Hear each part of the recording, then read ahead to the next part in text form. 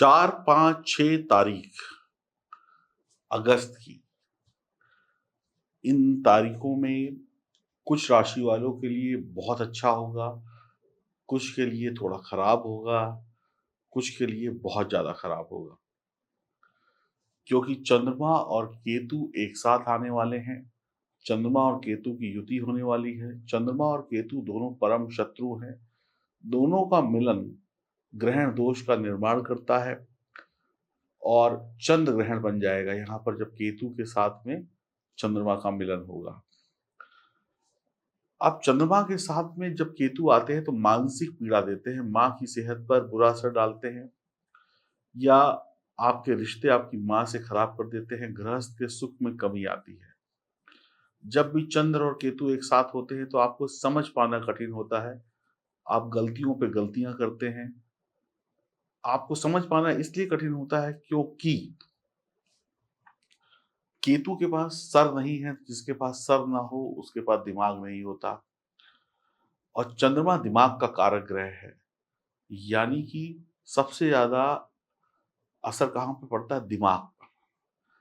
अब जैसे गाड़ी का इंजन फेल हो जाए तो गाड़ी फेल हो जाती है, चलती नहीं है, वैसे दिमाग फेल हो जाए तो इंसान पागल हो जाता है। तभी लोग कहते हैं ना, क्या पागलों जैसी हरकतें कर रहे हो? पागल तो नहीं हो, सोच समझ कर बोलो। पागलों जैसे तुम्हारे अंदर गुस्सा आ रहा है, बिना सोचे समझे बोल रहे हो।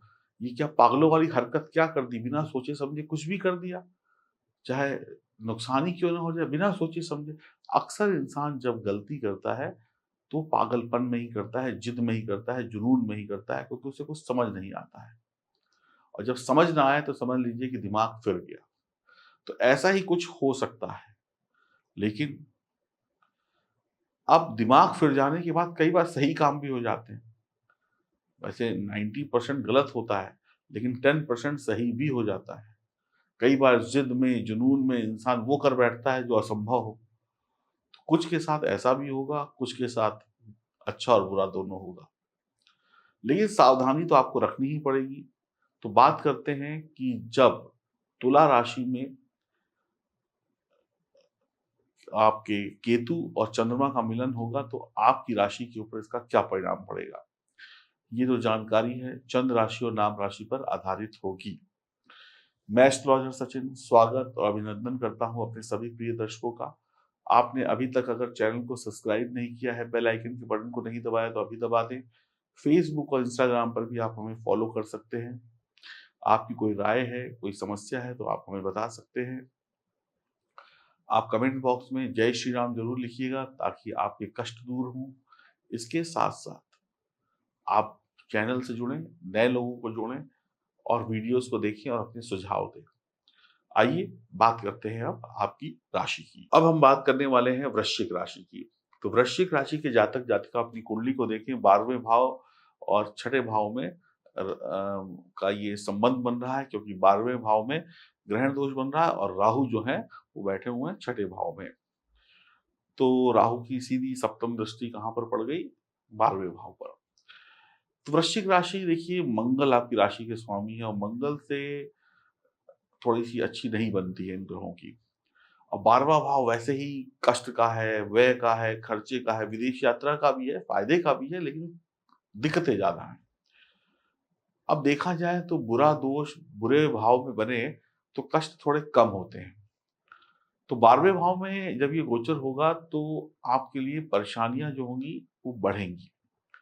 तो 12वां भाव खर्चों का है तो सबसे पहले तो आप अपने खर्चों पे कंट्रोल करिएगा। वासना, विलासिता, अय्याशी, उल्टे-सीधे पे खर्चे मत करिएगा। बेफ़ालतू के खर्चे मत करिएगा। आप अपनी ही हानि कर बैठेंगे, अपनी ही आमदनी को कम कर बैठेंगे, यानी फालतू के खर्चे। जो चीज़ ₹2 में होती है वो ₹10 में करेंगे, तो ना शोबाज़ी में उड़ाना, लोगों को दिखाने के लिए उड़ाना, ये आपके लिए तकलीफ़देह हो सकता है और ये बढ़ेगा इस समय में। यानी आप फालतू के खर्चे करते हुए नज़र आएँगे, अपना ही पैसा लुटाते हुए नज़र आएँगे, अपने ही पैसे को लुटाकर हँसेंगे, मज़ा लूटेंगे, बाद में पछताएँगे। और इस समय में जो लोग निसंतान हैं, जिनकी संतान नहीं है, उनसे उनको भी क्या कहते हैं थोड़ी-सी इन तारीखों में अगर वो सोच रहे हैं कि कंसीव वगैरह करना है तो दिक्कतें हो सकती हैं। और निसंतान लोगों के जो लोग हैं, उनसे आप थोड़ा-सा दूर रहिएगा। जिन लोगों की संतान जैसे अब किसी की शादी को 20 साल हो गए और उनकी संतान नहीं है, किसी की शादी को 15 साल हो गए, 12 साल हो गए, उनकी संतान नहीं है, तो ऐसे लोगों से दूरी बना के रखिएगा। उनसे दोस्ती यारी मत निभाइएगा इन दिनों में वरना नुकसान हो जाएगा। हाँ, जिनकी शादी अभी 2 महीने पहले हुई है, 6 महीने पहले हुई है, साल 2 साल पहले हुई है, तो उनके लिए एक अलग बात है क्योंकि उनके पास अभी टाइम है। मैं बात यहाँ पे सिर्फ़ उनकी कर रहा हूँ, जिनकी शादी को 15, 20 साल, 25 साल हो गए और उनके बच्चे नहीं हैं। तो ऐसे लोगों से आपको दूरी बनाकर रखनी होगी। ऐसे लोगों की दोस्ती, ऐसे लोगों के साथ उठना-बैठना आपके लिए आपके शुभ कामों में या बनते हुए कामों में व्यवधान डाल सकता है। इसका भी एक बहुत बड़ा रीज़न है, ये हम कभी ज्योतिष में चर्चा करेंगे किसी वीडियो में कि इस विषय पर प्रकाश डालेंगे कि ऐसा क्यों होता है, ऐसे करने से कौन-सा ग्रह खराब होता है और इसमें वो लोग बिल्कुल भी कतई बुरा ना मानें, जिन लोगों की संतान नहीं है, वो ईश्वर की मर्ज़ी है। लेकिन कई बार इंसान की एक समस्या दूसरे के लिए भी समस्या खड़ी कर देती है। समझ रहे हैं आप? तो फिलहाल आप लोग थोड़ा दूर रहें। कुत्ते से प्रेम करें, कुत्ते को मारे नहीं, कुत्ते को पीटे नहीं, कुत्ते को किसी भी तरीके से तकलीफ ना पहुँचाएँ। ग्रहण दोष बन रहा है तो थोड़ा-सा सतर्क रहने की आवश्यकता है। ध्यान रहे विदेश जाने के चक्कर में पागल ना बन जाइएगा। विदेश जाने के चक्कर में अपनी नौकरी मत गँवा बैठिएगा। विदेश जाने के चक्कर में कोई कहते हैं ना पैसा लगा दिया, खेत-घर बेचकर, दुकान बेचकर पैसा लगा दिया। अभी मैंने एक मेरे पास एक कुंडली दिखाने के लिए सज्जन आए। उन्होंने उनकी कुंडली में भी यही स्थिति बन रही उनकी तो जन्म कुंडली में यही स्थिति बन रही थी और वर्षफल में भी यही स्थिति बन गई। मतलब जन्म कुंडली में बनी और वर्षफल में यही स्थिति बनी। तो उन सज्जन ने विदेश जाकर नौकरी करने के चक्कर में जो दलाल होते हैं ना एजेंट, उनको करीब 50-60 लाख रुपए दे दिए कि अब तुम्हारा वीज़ा लग रहा है, अब तुम्हारी नौकरी पक्की हो गई, अब तो ऐसे अलग-अलग पार्ट में अब इसमें 2 लाख लाओ, 5 लाख लाओ, 8 लाख लाओ। और उन्होंने करीब 50-60 लाख रुपए खर्च कर दिए और जब समझ लीजिए कि एंड हो गया ना कि 6-7 महीने ये सब चला तो उसके बाद होगा कि अब कब जाना है तो जो जो लोग थे वो भाग गए। हो गया। तो विदेश जाने के चक्कर में ऐसे पागल मत बन जाइएगा, बिना सोचे-समझे किसी को पैसा ना दें, या अपनी गाड़ी कमाई ना दे दें। तो ऐसा भी हो सकता है। आप मूर्ख बन सकते हैं, आपको लोग पागल बना सकते हैं। विदेश जाने के चक्कर में पैसा फँस सकता है। विदेशी लोगों के चक्कर में आप फँस सकते हैं। कुत्तों से बहुत मोहब्बत करिएगा। पिता से झगड़ा करेंगे, पिता से दूरी होगी, पिता से वाद-विवाद होगा तो तकलीफ होगी।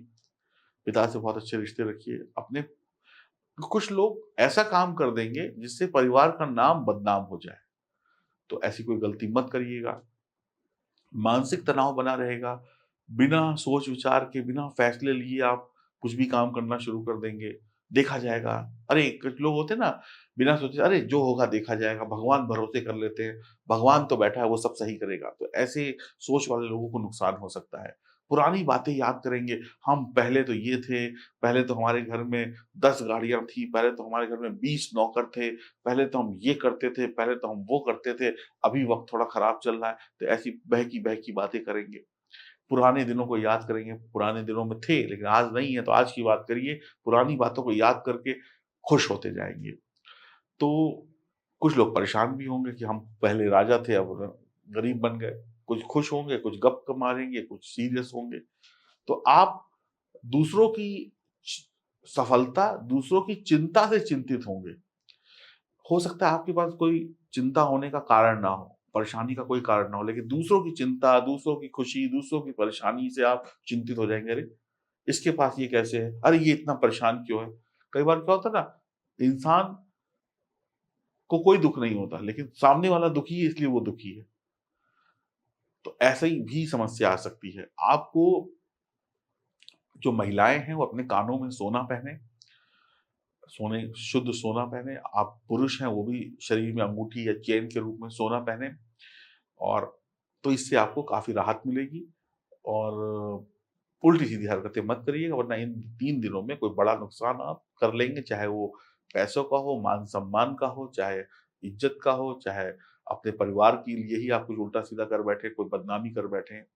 तो थोड़ा-सा बच के रहिएगा और विदेश जाने के चक्कर में, विदेशी काम के चक्कर में कोई गलत रास्ता मत अपना लीजिएगा, ध्यान रखिएगा। बाकी आपको कोई समस्या, कोई परेशानी है तो दिए गए नंबरों पे संपर्क करें और जीवन में आप लोग सुरक्षित रहें, बढ़िया तरीके से जीवन जिए, यही हम ईश्वर से कामना करते हैं। हरि ओम, नमस्कार।